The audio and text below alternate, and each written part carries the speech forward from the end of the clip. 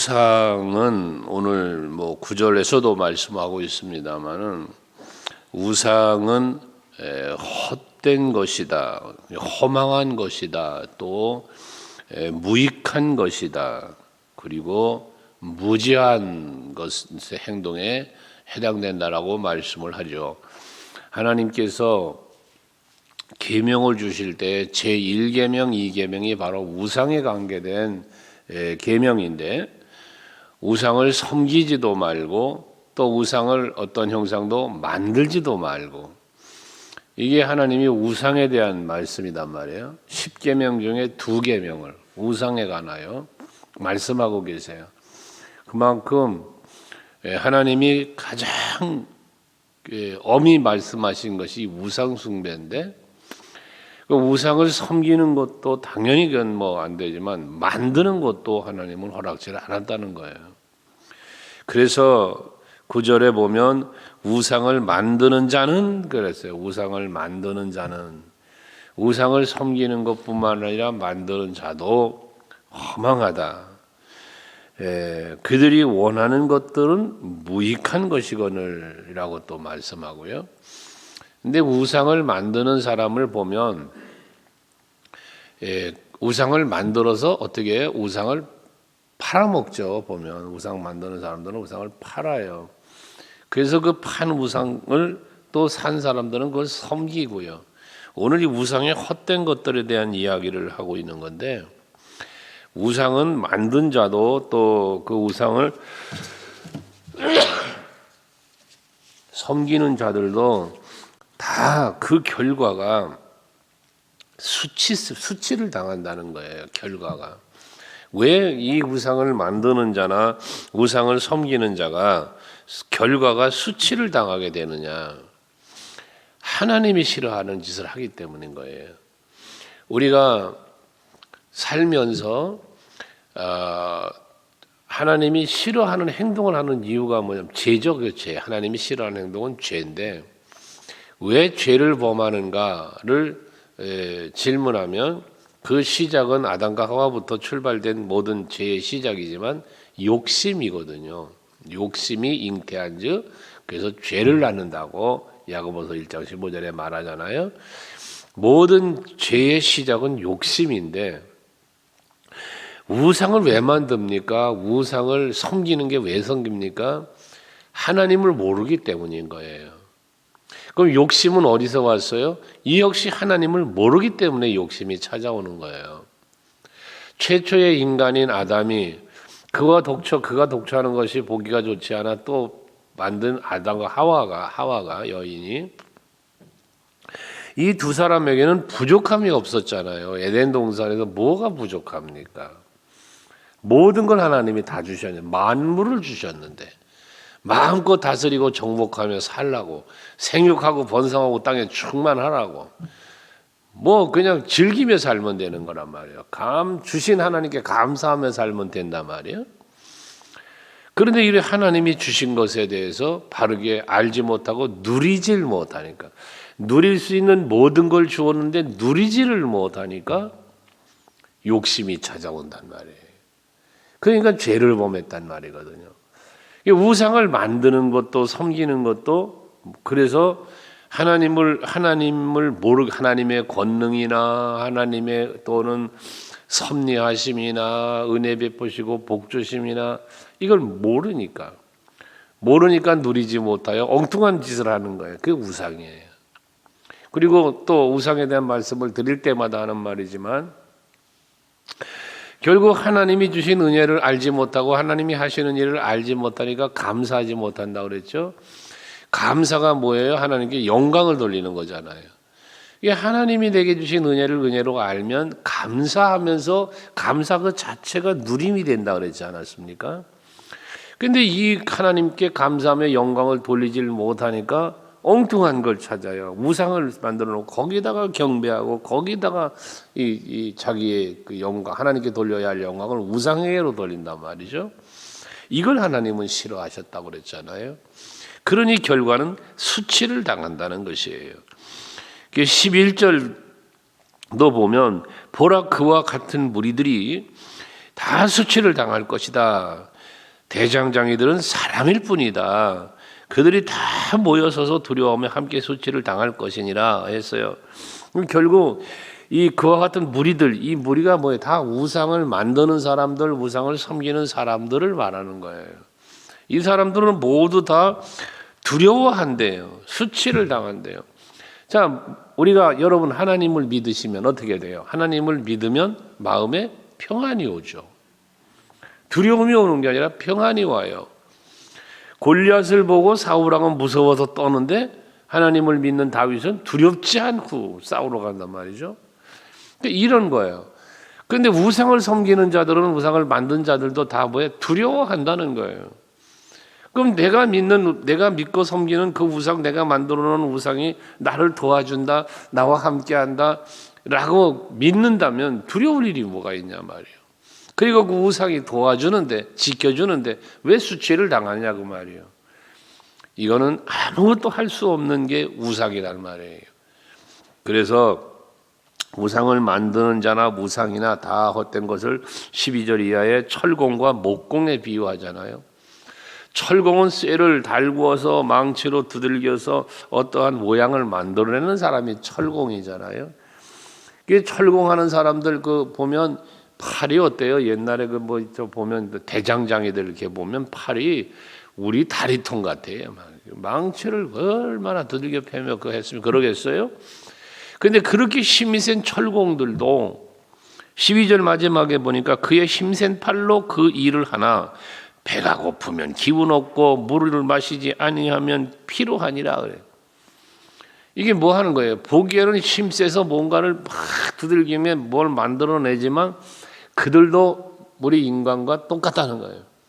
피곤할 수 있게 되고 또 기운도 없어지고 그런 때가 온다는 거죠. 이게 뭐예요? 인간의 능력의 한계인 거예요. 뭔가를 막 두들겨 만들고 힘이 있어 보이지만 아무런 힘도 없다는 얘기거든요. 목공도 마찬가지예요. 목공도 줄을 재고 붓을 긋고 대패로 밀고 자를 또 그어서 사람의 아름다움을 따라 사람의 모양을 만들어 집에 두게 하며, 그들이 만드는 게 뭐냐? 사람의 아름다움을 따라라는 거예요. 그 사람의 아름다움을 따라서 이걸 만들어가 사람의 모양을 만들어서 집에 갖다 놓고 이걸 우상으로 섬긴다는 거거든요. 그런데 우리 인간은 어떻게 만들어졌어요? 하나님의 형상을 따라 만들었어요. 이 하나님의 형상을 따라 지음받은 인간과 사람의 모양을 따라 만들어진 목공과 이건 차이가 엄연하죠. 하나님의 형상대로 지음을 받아 그거에 생기를 불어오니 생명이 되었다, 이 인간을. 근데 나무는 아무리 사람의 모양을 따라 만들었어도 그게 생명이 없어요. 그런데 이런 나무를 가지고 자기를 위하여 이걸 만들어요. 하나님은 사람을 왜 만들었다고요? 하나님 영광 받으시려고, 하나님을 찬송 받으시려고 우리 인간을 지었다고 그랬잖아요. 그런데 이 나무를 갖고 우상을 만드는 사람은 무엇 때문에 만들어요? 자기를 위하여 이 나무를 갖고 만든다는 거예요. 우상을 만든다는 거예요. 그러니 우리 인간은 하나님, 나를 만드신 하나님께 영광 드리고 하나님께 감사하고 하나님이 주신 은혜를 누리며 살아야 되는데, 하나님이 만들어 놓은 피조물을 갖고 자기 손으로 만들어 놓고 그걸 가지고 섬긴다는 게 이게 얼마나 어처구니 없는 짓을 하고 있어요. 뒤에는 그러잖아요. 15절에 보면 이 나무는 사람이 땔감을 심는 것이거늘. 나무는 땔감도 있고 또 뭐 열매 먹는 과일나무도 있고 다양하죠. 이 나무들은 날 위하여 존재되어 있는 나무들인 거예요. 근데 그 나무를 가지고 신상을 만들어서 경배하며 우상을 만들고 그 앞에 엎드리기도 한다. 우상을 섬기고 경배한대요. 17절도. 그 나머지라는 건 앞에서 16절에 땔감 썼다는 걸 얘기하냐.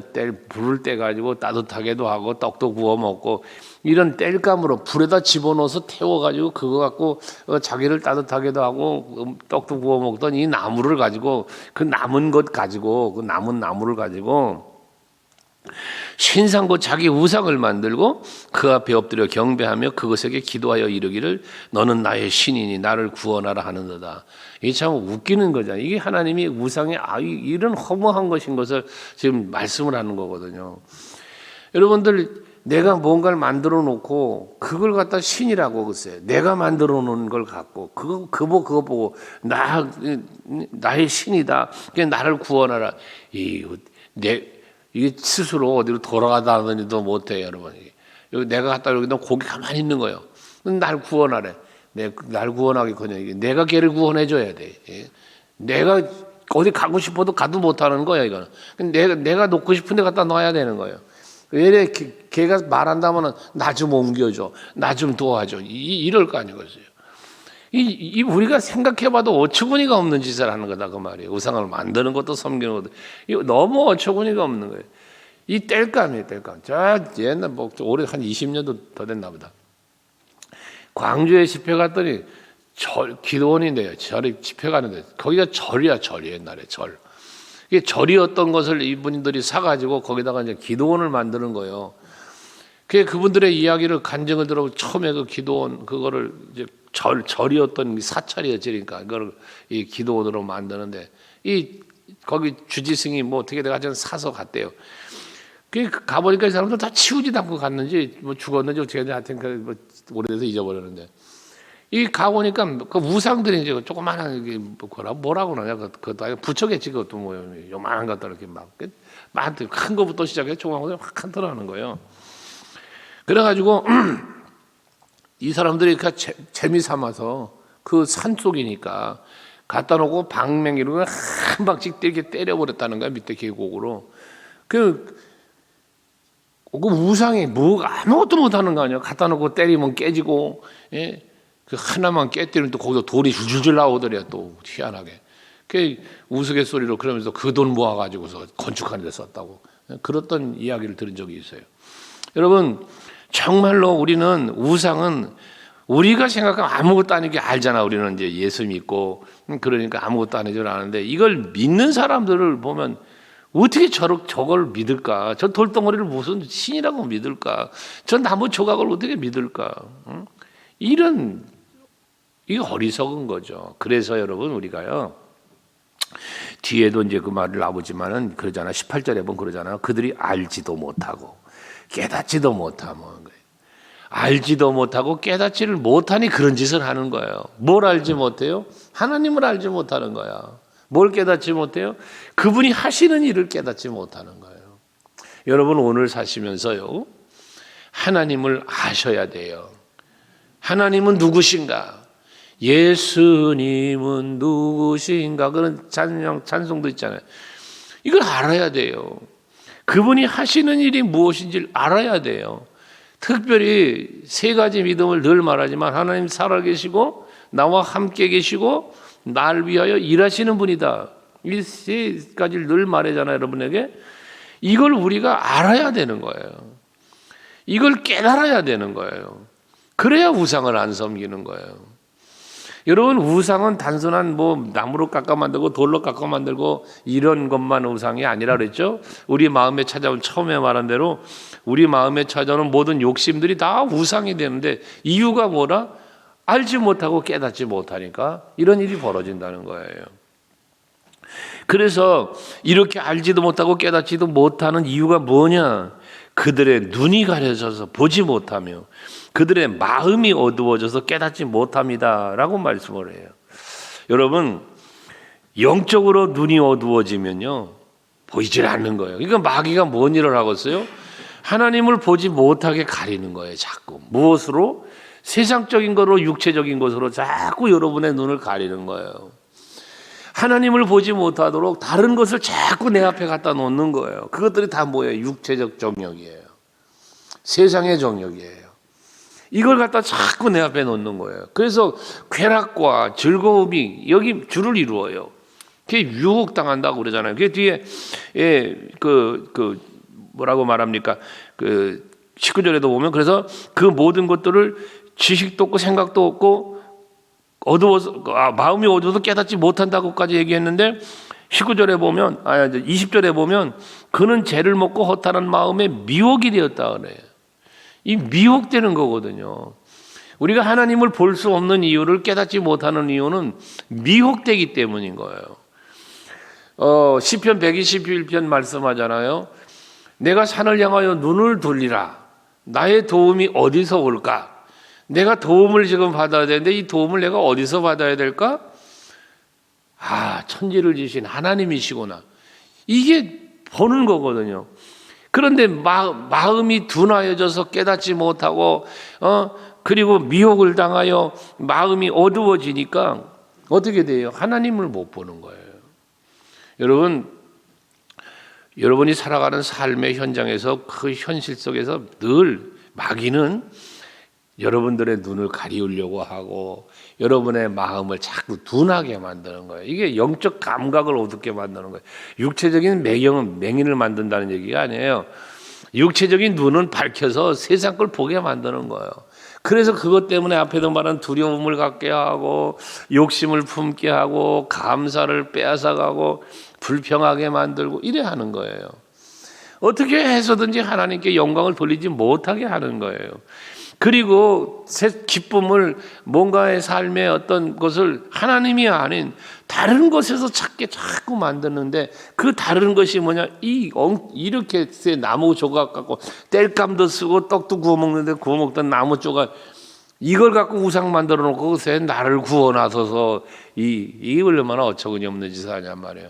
우리가 생각할 때는 어처구니 없는 짓인데 저들에게는 그게 대단한 일이 돼 버리는 거예요. 왜? 보지 못하고 깨닫지 못하니까. 오늘도 여러분들이 하루를 살면서 이렇게 말씀으로 묵상하며 우리가 시작하는데 항상 여러분 그러잖아요. 19절에 마음에 생각도 없고 지식도 없고 총명도 없으므로 라고 말을 해요. 여기 말한 생각도 없고 지식도 없고 총명도 없다. 아무 생각 없이 살면 안 돼요, 여러분. 이 매 순간순간을 살면서 그냥 되는 대로 어떤 다람쥐가 그냥 올라가면 막 걔가 뭔 생각을 갖고 뛰겠어요, 다람쥐가. 그냥 뛰는 거지. 예? 앞으로 좀 이렇게 뛰다 보니까 얘가 막 돌아가니까 돌아가는 것 때문에 뛰는 수도 있어 또. 그게 생각이 없어. 지식도 없어. 거기다가 또 뭐가 부담해? 총명도 없어. 분별력이 없는 거예요, 분별력이. 여러분 하나님 앞에 늘 기도하실 때요 지혜와 총명을 달라고 그래야 돼요. 깨달을 수 있게 해달라고 기도해야 돼요. 하나님이 하시는 일을 볼 수 있게 해달라고 그래야 돼요. 이게 여러분들의 늘상에 항상 하는 기도여야 돼요. 항상 하는 기도. 그래서 내 영의 눈을 열어 주를 보게 하옵소서. 영의 귀가 열려 주의 음성을 듣게 하옵소서.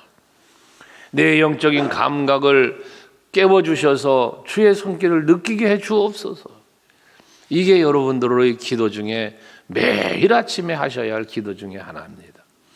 그러한 영적인 감각과 영성을 가지고 허탄한 마음에 미혹되지 말고 항상 예수의 마음을 품고 이 안에 예수로 인한 예수님 덕분에 행복하다는 이 평안의 마음을 품고 감사하면서 살아가는 여러분들이 되시기 바라요. 그게 행복이에요. 그게 행복이에요. 오늘도 하루를 사실 때 깨달아 알고 또 총명해지고 생각 좀 하면서 뭘 생각해? 예수 생각, 하나님 생각, 하늘나라 생각 하면서 복되게 하루를 살아가는 여러분 되시기 바랍니다.